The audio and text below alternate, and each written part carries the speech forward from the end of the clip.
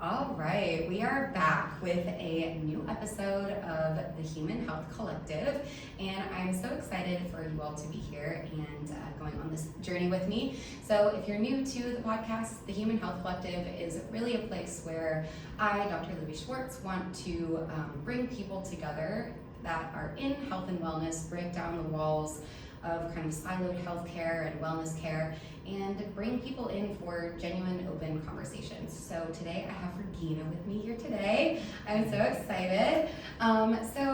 Regina, tell people a little bit about who you are, what you do. Yeah. So I'm Regina Gee, and my husband and I have a business together called Community Gains, and we are helping business owners get the energy they need to stay in business without burning out. And we're coming at it from a mental health coaching and a personal training perspective. That's amazing. When did we meet? I think we met at one of the Health Chats events, but then I've kind of seen you guys as you're growing, because when you were first opened Community Gains, you had some people come in and we did like a whole photo shoot and everything. It was super fun. I met some really cool people there because you're super connected in the community, which is amazing. But you're gonna have to remind me, because I know we've chatted, but tell me a little bit about, I forget, like how did you get to where you are today? What's your path? Because you have a background in some kind of interesting things to land where you are today. I'll give you the medium stories, not the shorter, the long with the medium. Oh, perfect, I love it. So going back to undergrad days, I was studying neuroscience and anthropology, and I loved them both for what they were, but I couldn't figure out how they went together. So I was like, I'm just gonna do these majors, see what happens. And then I studied abroad in India, and I was like, oh my goodness, look at how big the world is, look how capable I am, look at how big I am. And then I came home and got incredibly depressed. And I was like, oh gosh, I tried the therapy, I tried the meds, and it didn't touch it. And then I was like, wait, like make this make sense, because it wasn't. So I dove into the neuroscience, like the neurophysiology of depression, as well as like the ethnography of depression. What do we know about depression in both of these spaces? And that's how I put those two fields of study together, was through the depression and mental health. And then cue COVID. I graduated with my bachelor's in spring 2020. So I thought I was gonna go get a PhD and like write the ethnography on depression in America and coming at it from a wellness side rather than just a clinical side. All the places I applied to got their funding cut. And so I was like, guess I'm not doing that now. Where can I still ask these questions of wholeness and care? And I had crash landed in Tucson, Arizona to live with my sister during the pandemic, and the Andrew Weil Center for Integrative Medicine was there. Okay. And I was like, oh, what do you mean? Like there's this whole field of health coaching where you can still like work with things like mental health and depression in a one-to-one, in a group setting. So I thought I was gonna be an academic, and I have turned into a coach. It's so cool. Wow. I think it's so interesting, like, to hear the background that you have, because all of those things go together and really provide such context to then what you do today. And so you work with people one-on-one, and then you work with them in coaching or like in a group coaching settings, right? Yeah, so we kind of have three pillars in Community Gains. We have the physical energy, the mental energy, and then the community. So the physical side of things, we just do one-on-one sessions. Yeah. And then the mental health side of things, I think we have really great therapy options in the community to do that one-on-one work. And then it's like, once you've done your work one-on-one, once you've done the unpacking the trauma and figuring out how to take care of yourself from the clinical side, where do you go with it? And that's why I do what I do in group settings. It's like, hey, how do we heal together? How do we bring our things into conversation with other people rather than just with our therapists? That's interesting, because I wonder, like, if some people, like, do you find that potentially there's a barrier when there's a group setting? Like, do people feel more self-conscious about it, or are they excited to be in a group setting? I think it's an interesting dynamic, because some people it might be better for some people, and other people might be a little bit more nervous about it to kind of open up in that group setting. The answer is yes. Yes, there's excitement. Yes, there's trepidation. And then my job is about how do you make a container where it is safe to show up. And so I have my ground rules. It's number one, you are your best expert. Like, you know yourself better than I or anyone else can ever possibly know you. And then this is a space where we use I statements as much as possible. We're gonna say, I did this, I learned this, and so focusing on ourselves. And not giving any unsolicited advice, which so many places give unsolicited advice. And that, like Parker Palmer talks about how that makes it not safe for the soul to show up. So I really care about making spaces safe for the soul. Yeah. So you are your best expert, use I statements, no unsolicited advice, and then only sharing stories that are yours to share. Yeah. No, I think that's amazing. I think providing that space where people feel like they're able to come into like a conversation, but not feel judged, not feel like, yeah, other in some way. So that's really amazing. And when you're in these sessions, I know that we've talked about this. So you have a really interesting framework, which is, I think, super useful for so many people in really any context of life, but especially coming in from an entrepreneurial standpoint. Like, we're both entrepreneurs, we work with a lot of entrepreneurs, and there's a really interesting dynamic in an entrepreneur where, of course, there's usually a lot of passion about something, but then also energy can be very, it can be dynamic. So yeah, I wonder if you could explain a little bit about your framework and maybe how you came up with it and how you work with people through that framework. Yeah, so we really want you to have the energy for what matters. We want you to have more energy, we want you to use it well. And like, I think about this all the time when I look around at local business owners. I'm like, oh my goodness, look at all the wonderful work that's being done. Imagine what else you could do if you had more bandwidth, if you had more capacity. So then the question becomes, how do I build that? And before you know where you want to go, it helps to know where you are. Yeah. And so my framework that I love working with, I call it, I'm still playing with names, so let me give a better one. But right now it's just the energy meaning matrix. So you picture your two grid lines, and the y-axis is energy, so low energy and high energy. And then did I say y-axis? Yes. Yeah, that was the y-axis. Good. And the x-axis is meaning and purpose. So like high connection to meaning or low connection to meaning. Right. And so each quadrant has a little name. And so my high energy, low meaning people, I call my hustlers. And the antidote for the hustler is to prioritize. It's okay, where do I need to go a little bit deeper to focus so that I can move towards the higher meaning side of things. Okay. My low energy, low meaning people, I call my husks. Think about like being a shell of yourself, oh gosh, like I don't have anything to give, I'm empty, so tired, I'm drained, I'm depleted. And the antidote for the husk is to revitalize. The question is, how do I come back to life? Which is my favorite question. Yeah. I think our work is ultimately about vitality. It's like, how are you alive on the inside? Are you okay in there? Yeah. So we have hustlers and husks, and then my low energy, high meaning people, I call my martyrs. That's that's a lot of entrepreneurs, I feel like. Yes, because they have that passion. It's like, hey, I care about this thing. I see a problem. I want to fix it, and I am willing to like burn myself out to get there. Yes. And it's like, okay, and imagine a world where you can do both. Like, you don't have to be burned out, and you can achieve your mission, which is where I come in, because my goal is to help everybody become a cultivator, which is my word for high energy, high meaning people. Okay. Yeah. And the antidote for the cultivator is to contribute. Oh, yeah. And once you figure it out, like how do you have energy and where it goes, then the invitation is to give it. Yeah. And I really, what we're really doing here at Community Gains is bridging that gap between personal growth and community gain. And because there's so much like the optimizer world where it's like, be better for like, be as good as you can, be your best self. Yes. And then what do you do with it once you have that, I don't know, energy, capacity, health? What do you do with your health? Like, more for what? Right. Yeah. Kind of your, like, what's your why? Like in a, and to give back, but also keeping with sustaining your own energy, because then you don't necessarily want to fall into the martyr range, which is easy to do. And I think something that you've explained before that I think is really interesting for people to understand is that you're not static in any one of these places. It could change from hour to hour. Like, that is so important for people to also understand, I think, because I believe people are like, oh, well, I am just here. And it's like, no, we can change and we fluctuate and things change. And one day might be full of meaning and energy, and another day you might feel like a shell of a person. So how do you help people realize and like look at that as more of a flow rather than one individual identity? So the point of it is to be a check-in, right? So where do I spend most of my time is one question. So as you track it over time, you can be like, oh, here's my little area that I tend to hang out in. And if I tend to hang out in this area, how do I take care of myself? Like, the formula I really use to work with this is what's important in my life is blank, therefore my health goals are. So it's like, okay, we find where we are on the map today, or like hour to hour, you can track it. I've tracked it with my groups, and I had them connect their line, and everyone is all over, which is really interesting. And then it's you So you check in where you are on the map, and then you zoom out, and you're like, okay, what are my values? Like, what is important in my life? And I think it's Jim Collins who says if you have too many priorities, you have no priorities.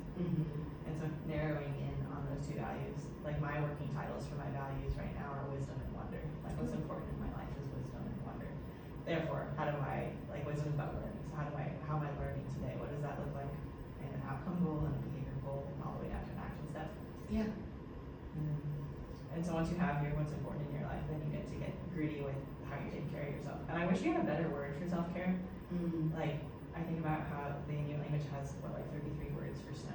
And I was like, I want 33 different words for like, for love, for care, for, so there's some depth of language here that I get really frustrated with the buzzword of self-care. Yeah, well, it's interesting because I think it is such a buzzword these days, and or everybody's got their 10-step morning routine, which could be self-care, and there's all of these different ways that self-care can manifest into your life, or people kind of view it that way, but it can look like so many different things, and we really just have that one word for it, which is definitely interesting from a cultural perspective. There are so many other languages that have so much more depth to their words, and they can be so nuanced just in general, which I think we don't necessarily always have the language. So I'm sure from your anthropology background, you're like, why can't there be better words for these things? It's maybe you have to create some new language around it. I'm so curious. Yeah, I love, there's an ethnography called Life Beside Itself, and she's studying care in the context of the tuberculosis and suicide epidemics of the Canadian Arctic and Inuit population. And she talks about a type of listening that doesn't fix somebody into a subject position, and she calls it song. And I like watching how she studied people and saw the way a word was being used, and how she had to make a new framework to even talk about the thing that she wanted to talk about. And I resonate with that sometimes, but it's like, I do want business owners to take really good care of themselves so that they can take really good care of their business. And it gets so conflated with what is the difference between being selfish and self-care? What is the difference between, I do have to push myself, and I do have to do it tired sometimes. And so I'm on the hunt. Okay. For better language. Okay, so I have one question. It was ethnography. Tell me what the definition of that is, because I think I understand from context, but also somebody might not actually know what that means. So what is ethnography? You're ready to go back to undergrad. My understanding of ethnography, which might not be the most official definition, is that the ethnography is the word for a text that compiles ethnographic research, and ethnographic research is the system for learning about humans in anthropology. So it's this combination of qualitative field notes and doing the focus groups and finding the snowball effect. And I like ethnography because of the way it questions itself. It's this is what we think we know, and this is why we think we know it. And also we're going to continue, I have a qualitative data analysis program on my computer that I just use when I read books to help me sort these are quotes I've ever read about resilience, so these are all the quotes I've ever read about whatever. And it's just, I like how it's a way of thinking about thought. Okay. A way of thinking about thought. Ooh, that's still layers. I like it. Pre-baby brain understands this a lot more than post-baby brain for me. That's fair. How has having a baby now, I mean, it changes so much, but how has it maybe changed the way that you work with entrepreneurs? Because I'm sure, or at least for me too, I don't have any kids, I'm not married, right? And I understand that there are huge time constraints on health and wellness and doing things for yourself and quote unquote self-care, right? And taking that time. But when you have a little human being to take care of, that is a huge blocker for so many people. And whether or not that blocker is in their physical health and they feel like they don't have time to go do a workout, or for their mental health and they don't feel like they have the time to step back and take a break or take time for themselves, how has maybe having a baby made you think differently, or even coach people through that? It's been really interesting lately because I look at myself in the mirror and I see the bags under my eyes that didn't used to be there, and I'm like, why are people going to want to work with me when I look this tired if I'm talking to people about getting energy? And then I sit there and I'm like, well, I'm doing the hardest things I've ever done. I had a new baby and a new business within 4 months of each other. Crazy. And I'm still okay.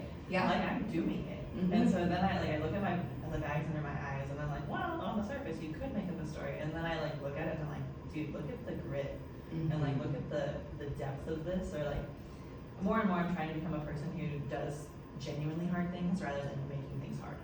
Ooh, yeah, I like that. Okay. So like giving birth was like, oh, this is really hard. This is the hardest thing ever, and I did it, and I'm doing it.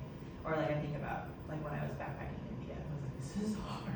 Yeah. And so like putting myself in the position where I have no choice but to grow as a person has made the personal growth way easier. So having a baby has felt like one of those, like I'm just going to create an environment where growth is demanded and then show up to the best of my ability every day. Right. And surrender to that transformation. Like Yeah. you said the baby as a blocker, and I yes, and I think about the constraints she's added to my life have demanded that I become a better person. So it's a big opportunity for growth, 100%. And like, I think that that's amazing. And I think, I mean, one day maybe I have kids, but and the business does it too. So like you put yourself in the entrepreneurship path, you're like, okay, like you just kind of have to figure it out. I mean, that's something people.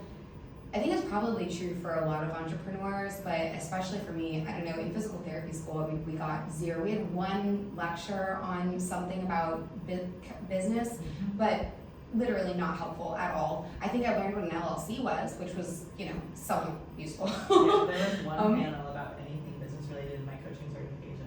And I was like, have fun. And I was like, what do you mean I have to learn about niching and all the things? There's so much into it. So going into entrepreneurship and having, forcing yourself into something that's going to make you grow, because you will learn through failures and success, but a lot of failures and no's and all of these things that I think, for me, at least, I really was sometimes I am a perfectionist still. I really have like given up a lot of the perfectionism in certain circumstances. When I get stressed, I get more anxious about being perfect. It's a data point showing you. It is, yeah. When I'm stressed, I'm like, okay, I can feel that like I'm on edge and I like want everything to go exactly my way, and I can tell that I'm stressed out. But I mean, that perfectionism, I think, blocked me a lot when I was first starting my business, because I didn't really tell people what I was doing. I was like, oh, it has to be perfect on the back end. I have to have the perfect website, and I have to have everything set up exactly so.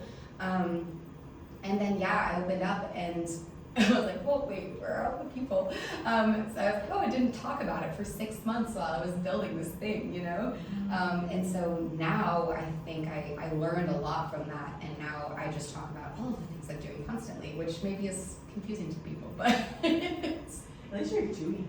Yeah. Like I really loved the growth part of entrepreneurship that has turned me from a thinker into a doer. Like I love being a good like deep thinking, like really like put all the pieces together and write about it and like steep it in deep thought.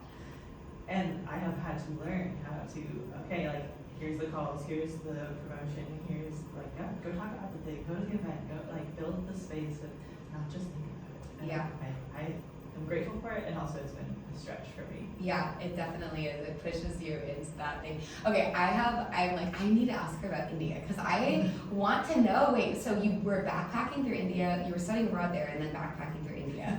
So wait a second, I want to hear this story. Wait, that's so cool. So fall of 2018, I knew I was going to study abroad when I went to college. I was like, I need to do this. And now my joke is that, so I grew up in Cody, Wyoming, and then I went to the University of Pittsburgh, and then at Pitt, I thought I was going to do, it's called Pitt in the Pacific, which is like a New Zealand, Australia, Pacific I Islands. studied abroad in New Zealand. I thought I was going to do that. I wanted to do that. And then here comes good old organic chemistry, and the way it was going to break my schedule is like, if I was going to do Pitt in the Pacific, I would have to take a semester between the two. And I was like, I cannot succeed in OChem 2 if I take a break after OChem 1. So I was like, great, where else can I, like, what other program can I do?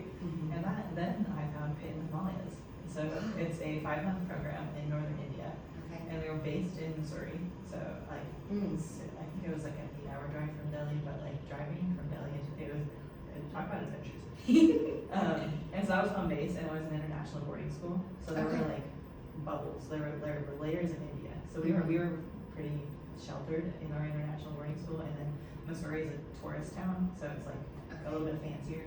And then there's like Dehradun, and like you can choose. You could modulate your experience of India based on like which little how far out of the like radius you go, basically. Like you get a little further and a little further out. Yeah, I made friends with, like, I played a bunch of volleyball there because I love volleyball, and I made friends with some guys who lived in Missouri their whole life, and they all had motorcycles, so we'd go take the motorcycle and I'd sit on the back of it, and we'd go like chai stop to chai stop Oh through my the mountains. gosh. It was, That sounds incredible. Oh my gosh, I love that. That is like, travel is one of those things that is just, it brings you so much, and it alters your perspective on the world, and it gives you greater appreciation for so many different things. And I think it's really interesting too, then when coming back to like the community side, especially in Eastern, kind of the Eastern world, I would say, rather than quote unquote westernized countries, there's such a huge community aspect. The way that people live their lives is so much more communal, and I miss that here. I think that that's probably what you want and what I want, and I think a lot of people actually really crave those feelings of really having a solid community. And so I'm wondering if how your experience in India maybe changed your mental framework around what community means, So it's such an interesting, I mean, there's so many threads I can weave together here.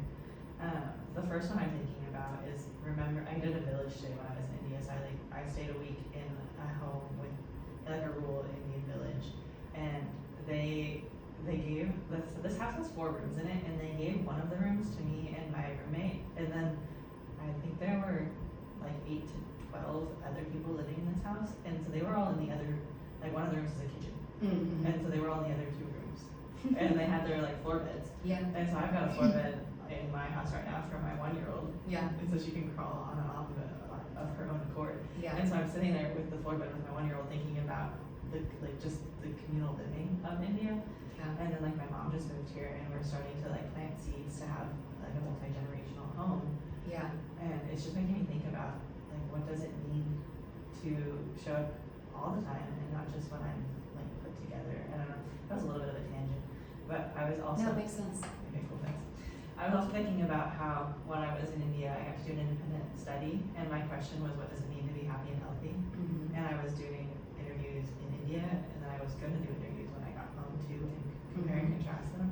But I need to revisit this because I have like 5 interviews with like the tour, the trekking guide for the backpacking trip, the mom of the village home that I lived in, my translator, and then I think I remember the other ones. It's been 6 years. That would be so interesting to go back and listen to. What does it mean to be happy and healthy?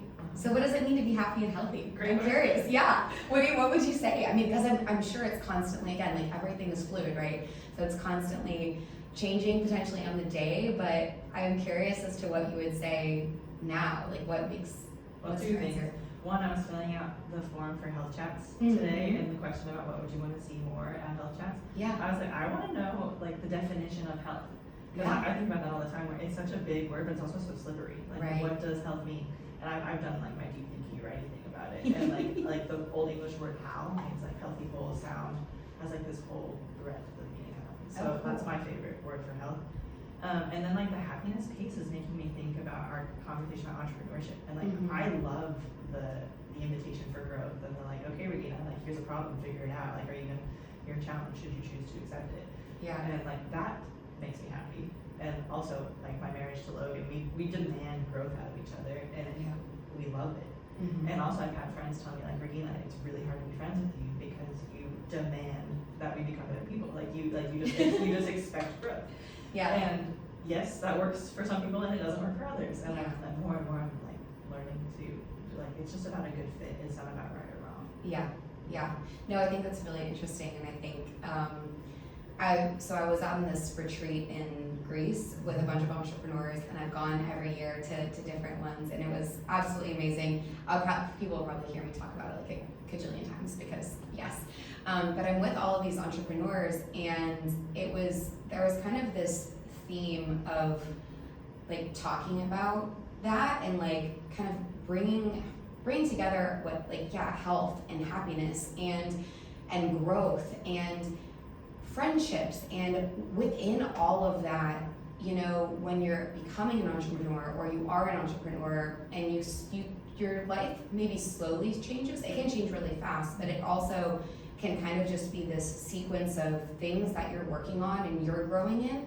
And then all of a sudden you kind of look around you and you realize, some of the people that maybe are in my life or have been in my life for a long time, they're not fitting the same way, that we maybe don't have as much in common anymore. We maybe don't have as many things to talk about. And not so much for me, but for some other people that were in the group, that was something that they were really struggling with.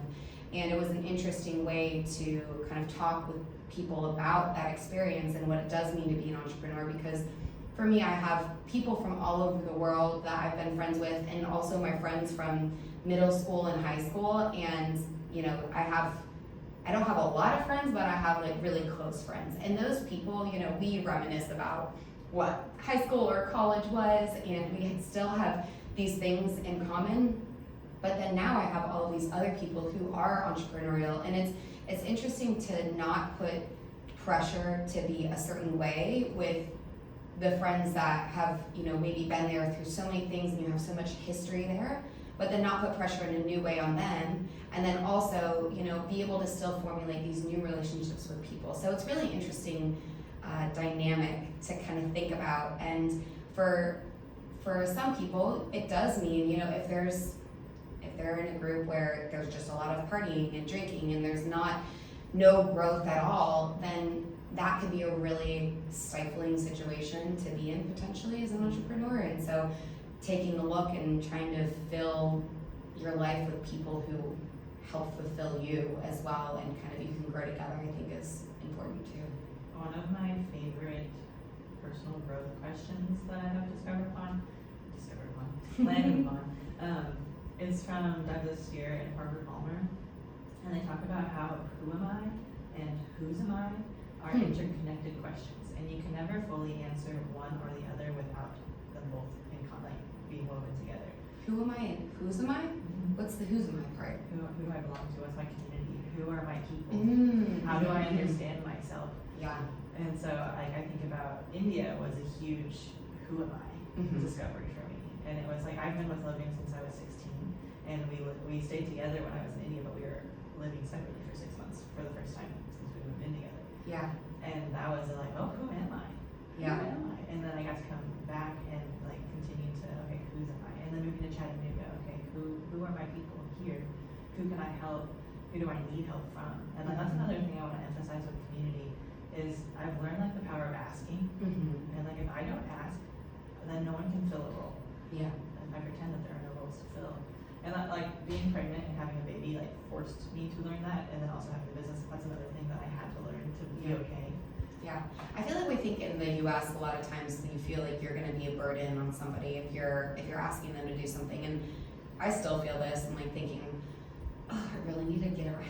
I need a ride to the airport, but like if I ask people, like, is that too much? I don't want to put anybody out, But I have one of my best friends that I've formulated the dance community here with, and she's Indian, and also then grew up in Italy, and then lived in Spain, and here, from all over the world, like a global human, and she just would be like, Libby, just like ask, just ask, she wants to show up for her friends and for her people, and I think being friends with her and then growing the dance community and becoming friends with a lot of people there, I have really, because it is such a multicultural group and people really are from all over the world, it has shown me that people really are craving that and want to show up for their people as well. And it's pushed me because I think I've grown up in the US, even though I've traveled a lot, I still kind of have this very individualistic view sometimes, and I have to step out of that because I also want to be able to show up for people, but it's also sometimes this balance. It's like, how do you make sure that your energy is preserved? And there's this it's tough sometimes, to find what that balance What's looks a like. skill? It's becoming skilled at the real yes and the real no. And like if you don't practice it, I'm never gonna figure that out. Yeah. And so it's interesting to start playing with it and like, oh, what do I even want help with? What can I even use help for? Yeah. and then getting better and better at it. Like, it was really validating to me. Cleo just turned 1, and my father-in-law was like, thank you so much for putting together a wish list for gifts. It was so great to know that I'm buying something that you actually want. Mm-hmm. And I'm like, yes, that was the point. Like, I want to help people, but I want to help people in a way that's actually helpful. Yeah. I want it to actually be useful. And I can guess, and maybe I'll get it right. And like, I will still guess for people I care about. Yeah. And also, like, if you love a specific type of flower, or like you have a favorite Trader Joe's snack, like, I would love to buy that for you when I'm at Trader Joe's and then surprise you next time I see you. Like, Yeah. It's funny. I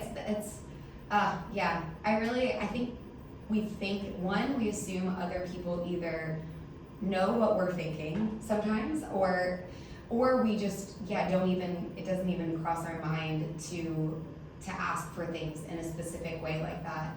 And it's helpful to those people to know what you need. I mean, I think I need to be more, I'm good at being blunt when I need to be, but I also don't like confrontation. And I think sometimes maybe it almost feels confrontational in my brain to ask somebody for something, but it's not, obviously. well, it's risky. Yes, Because yes. like, if you ask for something, there's a chance of rejection. Like, you could say no. Yeah. And that's just hard in general. Mhm. And like, incapable of receiving a real no. Yeah. AKA rejection. Okay. And then also if I'm asking for this, it says something about what I like, which says something about me, which people are going to assume that also says something about who I am. Mm-hmm. And then it can get sorted and like, oh, well, she likes this thing, then we're not supposed to like this thing. And it's like, well, actually, like, if we're in community, there's nuance around that. Yeah, definitely.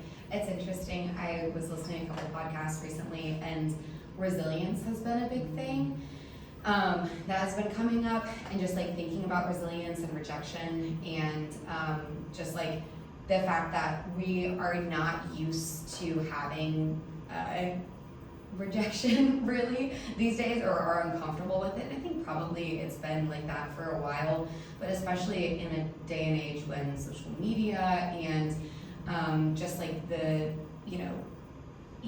you can be so removed from things. And so dealing with rejection, dealing with no's. I mean, I was listening to a podcast, they were talking about modern dating, right? And different things, being on Hinge or Tinder or whatever it is, and swiping and doing all this stuff. And being rejected, it's such a weird, I don't know, it's just such an interesting time to think about that, and becoming more okay with rejection and resilient within that. And so I've been thinking a bit about resilience, rejection, no's. Yeah. Well, resilience is a core area of health. So Yeah. in my training, there's 7 of the core areas of health, and resilience is one of them. And I was revisiting my notes about resilience to put together my community gains coaching program rather than my wellspring coaching program. Mm-hmm. And I rediscovered the definitions of resilience, and I was looking at like how I had translated it across worksheets, and there was a key component about like being able to enjoy your life is a critical aspect of resilience. And I had cut it off. And I was like, whoa, like I dropped it. Somewhere along the way, I dropped this piece of resilience in my worksheets, and then also for myself. And so now I've been like deliberately like, oh, resilience is about enjoying it. So like with the business building, right now with Logan, he goes into work mode, and I'm like, oh, you're kind of a turd in your work mode. And so what we're learning how to do now together is like, what does celebration mean?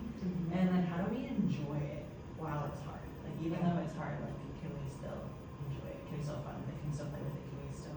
Because that's where we're gonna burn out if we don't figure that out. Yeah, it really is. Well, before we started recording, we were talking about social media and like not burning out doing a bunch of social media stuff, because I was saying basically that, social media, I've been on social media for years, and I go through phases of being like, okay, I'm gonna do this, and like I'm all in, and then I just get totally burnt out. But I've had a new framework of how to go about doing social media, which has made it so much more fun. I actually want to make reels again because they're funny to me, and or they've got like, they're funny memes.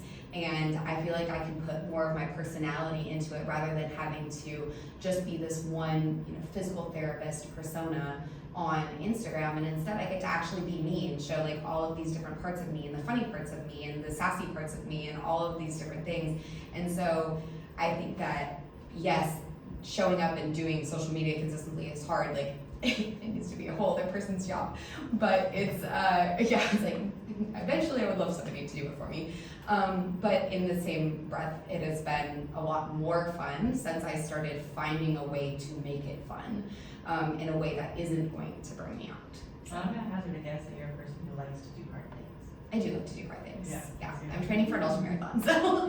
Yeah, so you're like, okay, I wanna do the hard thing, and I like type 2 fun. Like, I don't like it while I'm doing it, but then in hindsight, I'm like, okay, so it's fun. So now I'm like, okay, how do I find type 1 fun in type 2 fun? Ooh, that's good. Type 2 fun, I always just think of that as, doing the extreme stuff, but 100% entrepreneurship is like type 2 fun. Oh, for sure, yeah. Okay, that's a great reframe. I want to use that because I love that. It's like, being an entrepreneur is type 2 fun. One thing I love about my job is I get to surround myself with people, like with entrepreneurs who oh, we're doing this because it's type 2 fun, and like I want to see the person I become by doing this. Yes, it is. It's so great. I love being surrounded by that community. And I mean, so you're working with, your kind of niche within the coaching that you're doing is really working with a lot of entrepreneurs and people who are growth-oriented mindset, all that kind of thing. And I end up doing a fair amount of training and PT with people who are also growth-oriented entrepreneurs, etc.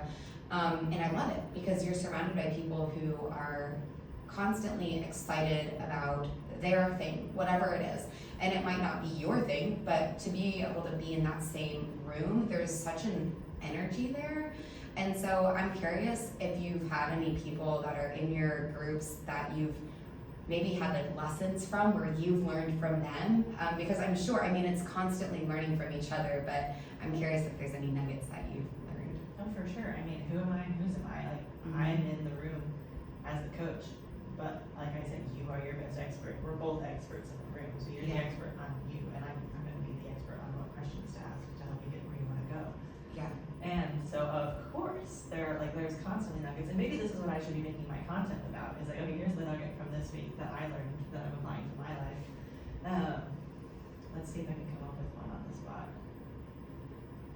It's probably like so many different things. Yeah, it's so contextual. So like when I'm in it, I'm like, oh, yes. Oh, here's a good one. I was in one of my groups, and I did the Musicians Mental Health Initiative in partnership with Be the Change. Oh, cool. And so we raised money to support 10 musicians with specifically with depression. Okay. And my program that helps with depression is called Envision, and it's specifically the one that helps with a disconnection from a secure future. Okay. And so each week is a different living question, like who even am I? What do I even want? Why does health matter? And so in one of those, I forget which specific week, but I feel like it might have been who even am I? One of the musicians leans in, and he goes, it's win or learn. There's no losing, and we were reframing failure. Oh, I love that. Yeah, and so I was like, I am keeping that. Yeah. And so now whenever I'm like, oh, I'm a failure, I didn't do it right, I'm like, okay, no, like, what are you learning here? Yes. And it also took Logan shaking me and looking me in the face and being like, you're really freaking good at learning. Just learn, double down on that skill of yours and just keep doing it. Because you're never gonna fail if you just keep learning. We reframe failure as a decision rather than an outcome. Yeah, I love that because at the beginning of this year, I kind of had the little mantra in my brain of fail forward. And that was one that kind of has stuck with me over the course of time. But I really love that. It's so either win or learn. I love that. And you also win in the learning. It's not. Oh, 100%. So really there's. It's not mutually exclusive. It's not mutually exclusive. I think that's such a great way to reframe. And yeah, I think it's tough when there's so many things. I'm curious about social media as well, kind of, because we're constantly in this world where we're watching social media and we're looking at all of these other people who look like they're freaking winning all the time. They're killing it. And then we're back here and oh my gosh, these people are freaking off the charts. They're doing this and they're doing that and they're doing so good. And we don't know the context of their life or what's going on behind the scenes, because of course it's just we see a highlight reel of everything that they are doing. But I'm curious for you and where the people that you're coaching, in a world where social media has just kind of projected everybody's best moments onto a worldwide platform. How do you kind of help people through that? And I mean, it provide context basically. Oh, two things. One, when I was in India, I was walking through the mountains listening to Brene Brown's Brave New Wilderness book. And one of the things she says in there is like get closer. So like whenever she's talking specifically about like political disagreements, Okay. like on a person-to-person basis, it's Yeah. like lean in, get closer. Right. And so I translated that in my personal life and my business life. I was like, okay, I'm going to work with my local community. Yeah. Like I was doing online work, and now I'm prioritizing showing up in real life. Like IRL is greater than URL is what I've been translating in my head. Okay. Yeah. Oh, I like that. There's all sorts of little nuggets here I can take away. Yes, I'm a nugget person. I I love nuggets. And so, like, leaning into that, okay, like, when the second thing I wanted to say is this happened to me last week. I was watching an entrepreneur who I met recently and I've been wanting to do more things with. And I saw her post all of these things, doing the things I wanted to be doing. So, like, being on the podcast that I want to be on, or, like, being invited to the invite-only networking thing. And I got so envious. Like, and I'm also trying to use envy and jealous correctly. Oh yeah. Because like envy means like I still want you to have it, but I want it also. Whereas Yes. jealousy is like I don't want you to have it, I just want it. Yes. So like I still want her to have it. And also I was watching these stories and I'm like, oh, I wanted to be in that room. Why are you in that room and I'm not in that room? Yeah. And so I had that feeling, and then I was like, okay, what is this telling me about myself? And then I specifically went back to each one of her stories. I'm like, okay, this is the podcast she was on. And then I like wrote it down. I was like, I want to be on this podcast. Yeah. And so I used it to frame, like, I'm envious because I want this. Okay, if you want it, how do I Get it. What is it? What is it, and how do I get it? Yeah. And so I got closer to, like, I'm trying to build a relationship with her too. So I also challenged myself to like reach out and say, wow, congratulations, like that's amazing. Yeah. So I got closer to her, and then I also got closer to myself. I'm like, what is this data here? What am I learning about myself? In this like social media moment. Yeah, again, it comes back to that, like, learn, right? Like, it's not a failure that you didn't get invited to this thing. It's just like a learning, like, okay, well, how do I get invited next time, basically? Yes, I want to be on that list. And just knock on the door. Yeah, and That's it cool. was, doing it instead of thinking about it. Yeah, another thing with social media that I've been thinking about a lot is kind of the duality of being simultaneously crazy connected and also completely disconnected in so many ways. And the opportunities that social media and or technologies just allow for us to be in community with people, but also at the same time, potentially we're in a loneliness epidemic. Yeah, isolation epidemic. And so I'm curious too about that, what kind of maybe thoughts are on that duality between being super connected on social media and through technology, and also, right, being disconnected in some ways, and people skills and all of these other things. I have lots of thoughts, so let's see if I can string them together. Yes. So bear with me. But one of my teachers, Tad Hargrave from Marketing for Hippies, he talks about how depth is the antidote to desperation. So that idea coupled with that scale isn't just width, it's also depth. Okay. So whenever I start to feel like this super loneliness and like I'm connected, like I have all of the follows, the whatever, it's like, but where's the, like, how do I go deeper with it? Right. And that also makes me think about the Dunbar number in anthropology. It's like a human being can hold about 150 loose ties, which means you know somebody and you know a bit about their life. Like maybe you know their kids' names, maybe you know what they do for a job. And so I'm reminding myself, like, oh, I can actually only hold about 150 of those. Okay. Like capacity-wise. Like What's that called again? The Dunbar number. Okay, so it's just, so what is that kind of more specifically, the Dunbar number? It's like how many loose ties? What does that mean? Yeah, how many loose ties you can have as a human. So like there's close ties, which is like you deeply know this person, you know what their favorite color, you know how, like what they like to eat for breakfast, you know like and you only have there's different layers. I need to look up how many layers, like how many people about in each layer. Okay. But then the loose tie is the like you know about this person. So you like if you're random on the street, you could ask like, oh hey, how, like you could ask a catch up question like right. Oh, how has this been going? What's up over here? And 150 is like not a lot. Yeah. And so I'm trying not to live outside of my scope, outside of my scale. and just being very intentional about, which is also part of why I'm trying to work with local business owners rather than doing my online company at this point. Yeah, I think we're kind of coming, everything swings, right? Like there's a pendulum effect always in generally, but we're kind of, I think, bringing back this more community focused, but local community focused, right? We've globalized and expanded and we live in a global society now, but I think that people are really wanting to come back to their center. And I was talking to somebody about this the other day, but there are there's like real estate companies that are creating neighborhoods that are almost their own little ecosystem, where there's the little grocery shop and there's the little corner store, and you have kind of everything within a walking distance within this certain neighborhood.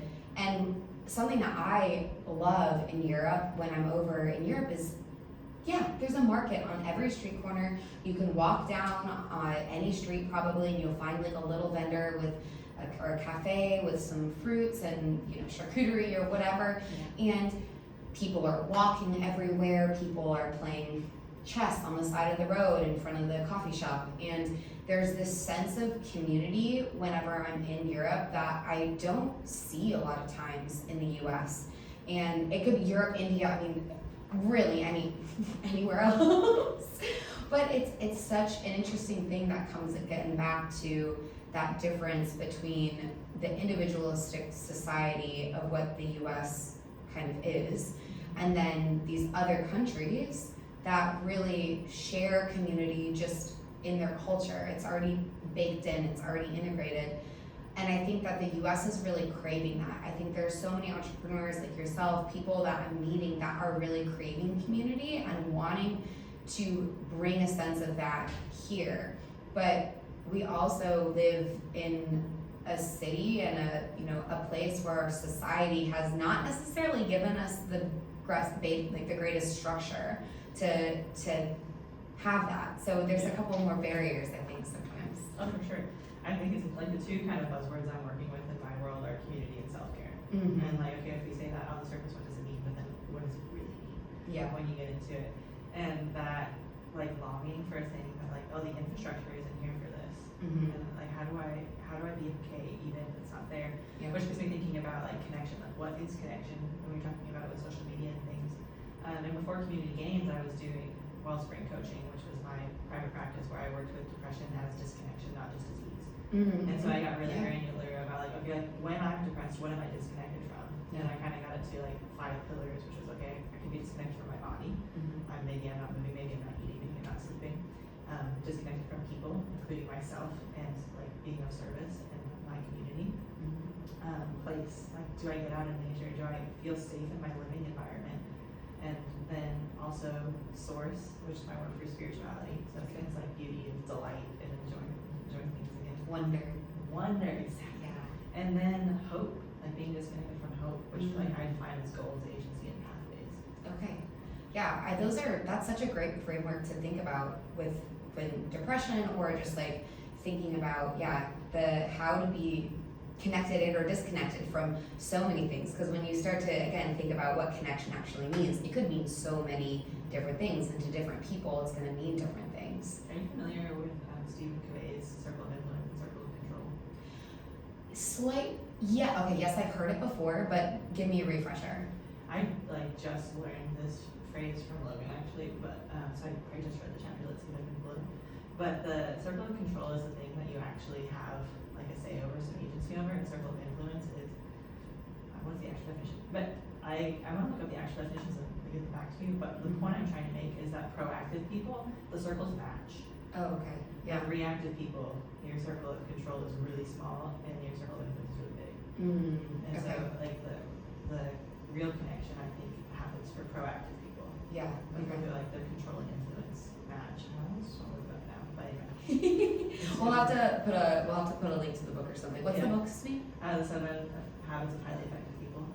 Oh, I've read that before or listened to it on audiobook before. Okay, I'm gonna have to revisit that. Okay, very interesting. Yeah, I've definitely heard of it before, but I'm a sucker for anything self-help. Yeah. There's so many concepts that I'm like, oh, that rings a bell, but like I don't actually remember the exact I framework learned for it, it. but I didn't apply it, type stuff, Yeah, yeah.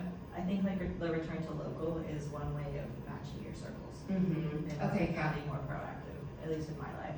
Yeah. And so that longing for community and connection is one of the problems I'm solving with community games. Yeah. What does community mean to you? Like, what does community mean for Great you? question. It's probably changing a lot, but Yeah, one of my favorite frameworks is the living questions that comes from a poem by Rocco. He talks about like love the questions themselves and one day you'll live your way into the answer. okay. And so one of the living questions for me right now is like, what is community?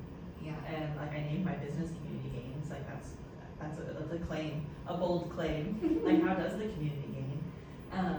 And so getting deeper with it, where I'm like learning about like being able to make an ask, being able to say thank you. Like how do I grow the skill set of being able to be in community with multiple people? Like how do I expand my circle of control? Yeah. There. I don't even like that word control, but it fits for now. Yeah, that's fair. So trying to lean into like what is community, and because we all like this isn't appropriate. Can I say inappropriate? Yes, of course. Logan has been using the anecdote a lot about the porn defense, like in courts when it's like Okay. they were trying to define what porn is and what porn isn't, Oh, okay. and the courts define it as you know it when you see it, Mm. and so I'm just imagining them like, but it's like, is this porn? Is this porn? right? So I was like, what an interesting way to like Okay. to differentiate what something is and isn't. And so I'm feeling like community is kind of the same thing, where it's like you know it when you see it, but like what is it? Yeah, yeah. Oh, honestly, that is a perfect example. I love this. I'm all for this. You know when you see it. Yeah, I think it's like you know when you see it, or you know when you feel it. Yeah. Because like I think like when I feel in community with people, it's where you feel that those asks or that you have, or when people ask you, are not a burden, right? And that it's where this is something that I wish within, you know, this is again, it's kind of our societal structure. I wish we had neighbors, you know. For me, a community is like, hey, I'm knocking on your door and I brought over a bottle of wine, but you know, it's no, yeah, you're not worried about being intrusive on somebody's life. It's just like, hey, here you go, you know. And that for me is, I feel like it's in one aspect of community, right? There's so many aspects of what it could be and how you feel it with people, but yeah. One of my favorite business coaches, Michelle Warner, she shared this story recently of how she is neighbors with this family, and they're a wonderful family, and they're always asking her for help, and she's so happy to help them. She's like, yeah, I'll bring your dumpster and trash. Like she works from home and they don't, and so she takes care of the house when they're gone. Yeah. Doing things. And one time, the woman of like her neighbor looked at her and was like, I'm scared to ask you for help anymore because you never ask us for anything. And so she had to learn, like, oh, if I want to help people, I also have to like allow people to help me. Yeah, that's true. I think I kind of feel that way too sometimes with one of my friends, and like when she does ask for something, I'm like, I have to do this because she actually asked. Like, this is my only yeah, this is my only opportunity to do something for her in exchange because she does so much for me. And so I think it is an interesting way to actually allow people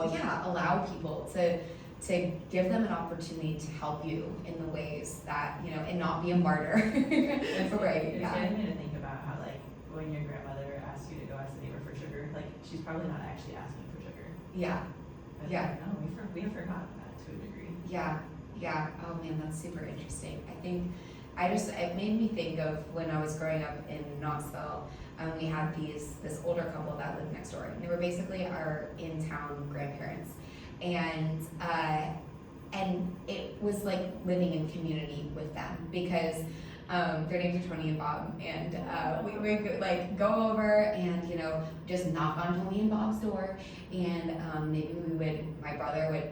He was little at first, but he would maybe help with garden work, or I would go and dust things and hang out with Tony. He's like my in-town grandparent, or bake banana bread or something, or she would come over and leave a, cinnamon roll loaf on our front porch. I remember the day we moved in Knoxville, I was like 9 years old, and the moving truck came late, and so we didn't have anything. We had driven in late that night. We slept on air mattresses on the floor, and the moving truck was supposed to be coming later that day. And I just remember having like a long t-shirt on, and somebody rings our doorbell, and I kind of go down and like peeping out and like looking, and there's this woman standing there, and she's got this like loaf of bread, basically, and she's like, "Welcome to the neighborhood," and gives it, and that was Tony, and she then we became this, oh, they come over for dinner, we would go over for dinner. It really became living in community with them, and I think that that's the type of thing that I really miss a lot, and I wish that it could be more normal. I just had a friend's birthday party on Sunday, and it was a big cookout, and she invited all of her friends from different contexts of her life, right? From her climbing group, I know her through dance. She's got tennis people that her and her husband know, and there were 20 people there probably, over the course of the time, and it was like just being in community. People were dancing, there was a slip inside, people played spike ball, we had potluck and food and grilled out, and then we did karaoke, and it was just this group of random people, but it felt like such a community because it was, I don't know, it felt like family dinner. Like you go home and you have family dinner on a Sunday with a bunch of people, and I was like, I need more of that. I want to make this in the entrepreneurial world in Chattanooga. I'm actually playing with an idea that I'm calling the Founders Table, which would be like a weekly dinner club. Oh my gosh. I was literally thinking about this. I was like, can I just I was thinking, I think I might just start family dinners. Like Sunday family dinner. It's like but I don't have a big enough house. So I'm like, I need somebody to help me host this. Yeah, well, I'm listening to you talking, like building the environment. So it's like, do we have the physical space that can hold the people? Do we have people to invite? Do we invite them? Yeah. Are we, because neighbors don't just have it anymore. Yeah, because we're kind of spread out, and people, you might have neighbors, but you might not, and a lot of, friends live different places in the city, and nobody's like too far away, but there are barriers, and you're just like, there's traffic or whatever, and it's not that you live in the same block and you can just walk down the street a lot of times. So yeah, I think I was really just thinking, I thanked them. I was like, thank you guys so much for putting that together, because honestly, it really felt like a family, and even though I knew, a couple of the people that were there, I met so many other people, and it just automatically, there's a vibe, right? When you have some sort of underlying connection and through lines with people, and then it's always fun. I love talking to people. I know you do too, and like learning from them and learning about them. It's so cool. Yeah, yeah. Why do you think that? Like, tell me more. Like, how did you come to this conclusion? Yeah. Leaning in, hearing the stories, like hearing what you were saying about the people that you interviewed in India, like learning from people all over the world, but hearing those stories, and then being able to, take that with you, and just also understand that we're so small, but we can make an impact too. Like you have this domino effect on people's lives, just so cool. Did you watch that new kids movie, Hoppers? I don't think I've seen it, no. The takeaway, I just watched it with my mom and my baby, and the takeaway that I loved was like, it's hard to be angry when you're part of something bigger. I'm like, oh, it's not, like I get sad more than angry. So like, it's hard to be sad when I feel like I'm part of something bigger. Yeah. And how do I make that belonging for Right. myself? Yeah. And what does that something bigger look like? Because it can change. And it gets to be personal. Like your something bigger isn't the same as my something bigger, and that's fabulous. Right. I think and that's what makes people so interesting. And I think that's another part of being in a community is not sameness. Like I think sometimes maybe people think, oh, I'm a part of the kickball community, and so all I do is play kickball or whatever. I just think whatever randomly came in my head. But people kind of can think, oh, well, I don't play kickball, so I can't be part of that community. It's like, really, community it doesn't have to be that you all do the same thing or have the same exact interests. Like there can be overlap, but it can also be, I think it makes it more interesting when it's not everybody's the same. Would you like to hear the insight I learned at art therapy the other week? Yes, I would love to hear. Jazz Smile in my art therapist looks at me and it's in a group setting and she has her whiteboard and she goes, did you know that healthy human beings have relationships at every level of intimacy? Mm-hmm. And I was like, you mean not everybody has to be like my best friend? And like that's actually a good thing. Mm-hmm. And of course, like somewhere I knew that, but then I in that desire to be liked and respected and included, I forget that. Whereas like it's actually probably good to have a transactional relationship. Whereas like I only see you when I buy groceries from you. Right. Or like I only like interact when we play kickball. Like and then also I have my community where it's like, oh, like my best friend was at my birth. Like there is that person too. Yeah, and there's space for all of that. And I think that it is important because it gives you like depth within like different relationships, but then it gives you the ability to be flexible and have all of these different kind of ways that you're showing up. And And I think that's the richness of community that we're looking for. So like having an awareness of your Dunbar number, like who is my loose tie, who's my close tie, Right. and then having the like what level of intimacy is what, and kind of an awareness of who's where, and if like you have somebody you want to be closer or further away, giving them the invitation to move. Yeah, I love that. I think that that's so good, and it gives you permission to not feel like you have to make everybody your absolute best friend. You will be my best friend. I love to collect cool people. Yes. And I can collect them in a way that's not like extractive, and then also they don't have to be like me. They don't have to be in the level of the circle that is me. Yes. I think that is actually that's a really, really valid point, because then I think at some point if that was the perspective that everybody has to be so close, then I mean showing up for, say, for example, if you had 100 people that were 150 people that were your like closest, right? Like so much of your energy would be then being put into those relationships, right? And then what would be left, right? So I think that is a really important way to think about things and give nuance to that, because we wouldn't be able to hold space for ourselves in that context necessarily. If you do, you're some kind of savant. Yeah. But, my favorite definition of self-care is good stewardship of our gifts and our limits. And so the limit, like the true limit of like, oh yeah, I can probably only have 3 best friends or 2 or 3 best friends. Right. And then like one of the skills I'm growing is how many loose ties can I actually hold. And if I can't hold 300, then I like should not be trying to hold 300. Yeah. Because that is in disservice to myself and therefore my family and therefore my work and like not really. Yeah, and then it kind of just becomes depleting, and could be like a negative spiral with that basically. The burnout, yes. Yeah, so that's what I'm trying to like solve in myself and in my business. Okay, I love that, and that being kind of in the context of self-care. Yes. Yeah, I think self-care, that's it's cool because I haven't really heard you talk about self-care before necessarily. I mean, I'm sure I have, but obviously community and community games, like that has been a huge just like topic and word. I lead with that one. Yeah, I lead with that. The self-care. Okay, I love it. I think that that's really cool because it's something that does require nuance and could be defined in so many different ways. And so I love the way that you're thinking about it and reframing things. I think it's really interesting. Well, thank you. I think it's interesting too.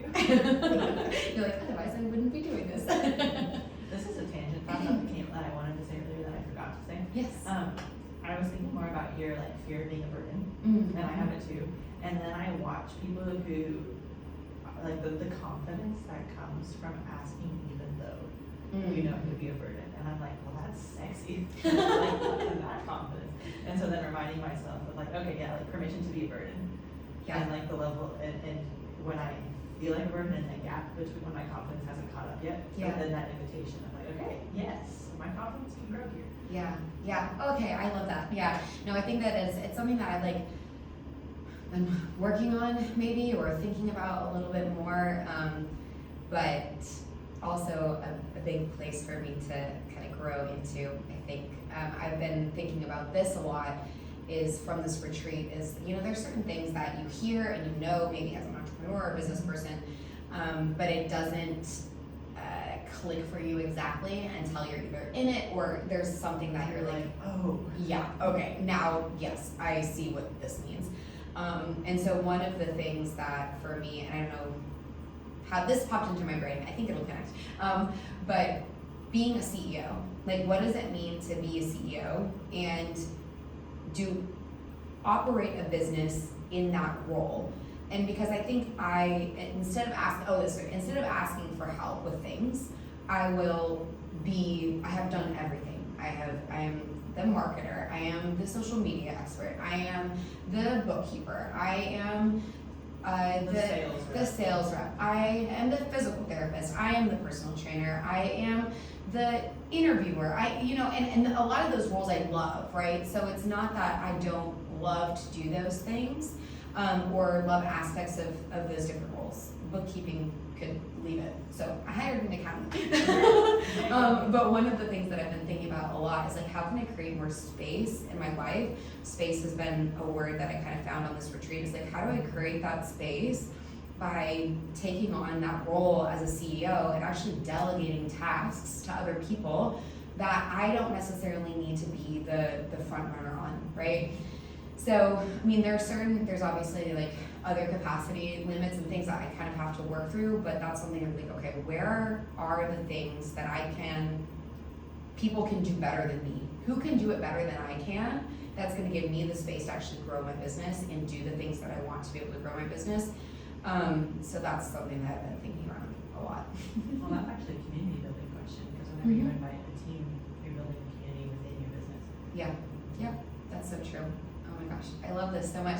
Okay, so as we're kind of like wrapping up a little bit, I just want to know if there's anything that we didn't really talk about, any loose ties or thoughts that you have, or anything, maybe key takeaways that you just kind of want to leave people with. Okay, so I think one of the things that clicked for me in this episode was that one way to close the gap between personal growth and community gain is learning how to ask for help. And getting good at that, and this skill of it. And then, yeah, I just like, my hope is that myself and Logan and Community Gains becomes known as a place that business owners can go to recharge, refuel, and take care of themselves, so that we can keep making Chattanooga even better. And just leveling up the community one Yes. person at a time. I love it. So if people are curious to kind of find you, connect with you, where can they go? Where can they reach out? Yep, so our website is communitygames.net, and we're most active on Instagram. However, I'm currently embarrassed on my Instagram, so I'm working on that. So We're gonna just do it though, right? come watch my growing edge of learning content eventually, and also the Community Games Journal on Substack. So cool. Okay, guys. Well, I am so thankful for you to be here today. Thank you so much for the conversation, Regina. This was really amazing, and I always love chatting with you, but we haven't had a chance to sit down like this and talk in a while, and so I'm really glad that you were able to come in and we got this opportunity. It was a good reason you invited me to fill the role of a podcast guest, and I was like, I will say yes to that. Yes, amazing. I'm super excited, and I'll see you tonight at Health Chats as well, so I'm excited for that. So in the meantime, guys, check out any of the other episodes. If you are just listening in to this one, we're gonna have some amazing guests, all relative to the Chattanooga community. Community is definitely a big theme here. And all of these health wellness care practitioners really bring something super unique to the table and a really cool perspective. So I'm just really excited to be creating the Human Health Collective podcast and collecting all of these really amazing people to share their wisdom here. So in the meantime, you can find more on the Human Health Collective on Instagram and also on Facebook. And if you like, subscribe, anything here, then we are happy for you to follow along, and let us know in the comments if you have questions or thoughts, anything else that you would like to learn about, and or maybe people you would like to hear from. In the meantime, keep moving your body, and we will catch you on the next episode. Nice work. That was fun, thank you. Super fun. Oh my gosh.